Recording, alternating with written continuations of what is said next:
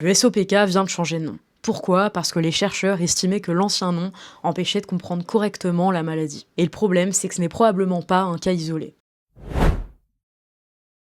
Sachant que plus de la moitié des Françaises estiment que leurs symptômes ont déjà été minimisés par le corps médical parce qu'elles sont des femmes, pourquoi certaines maladies sont encore mal comprises et mal diagnostiquées?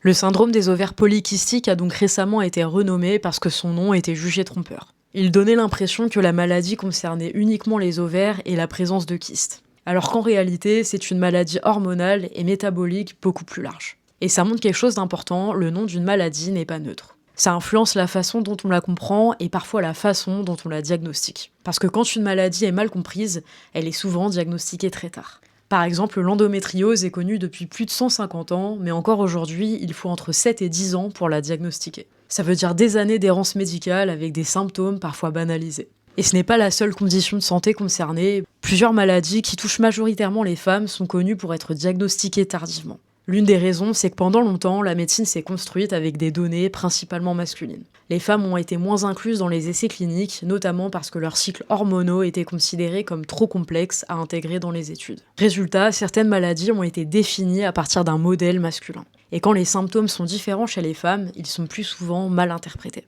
C'est le cas par exemple des crises cardiaques. Les symptômes classiques comme la douleur au bras et dans la poitrine ont été définis chez les hommes. Mais chez les femmes, ça peut être beaucoup plus diffus, nausées, fatigue, essoufflement, et donc beaucoup moins reconnu. Et pour les maladies qui concernent directement la santé reproductive, il y a un autre problème, elles ont été moins étudiées et donc forcément moins financées. Ce qui crée un cercle assez vicieux, moins de recherche égale moins de connaissances, et donc des diagnostics plus tardifs en santé féminine. Et c'est un constat qu'on retrouve aussi du côté des chercheurs. L'an dernier, Lucas Donon, qui travaille sur la santé menstruelle, me disait qu'il n'avait jamais rencontré autant d'obstacles pour publier ses travaux. Le fait qu'il y ait peu de recherche, ça ne nous aide pas. C'est-à-dire qu'il y a tout à faire, il y a tout à construire. Donc déjà, le fait qu'il y ait un biais énorme, un biais de genre et un biais de recherche, ça aide pas à faire progresser la recherche. Quand on doit publier un article de recherche, il est toujours revu par les pairs.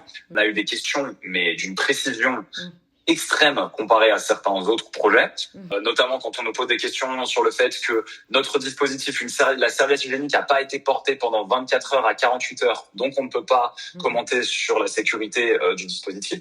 Qui porte une serviette hygiénique 24 à 48 heures, voilà. Donc quand on voit le SOPK changer de nom aujourd'hui, on sait que ce n'est pas juste une question de vocabulaire. C'est aussi le signe qu'on est en train de revoir la façon dont certaines maladies ont été définies, et ça pose une question importante, combien d'autres maladies sont encore mal comprises et donc mal diagnostiquées?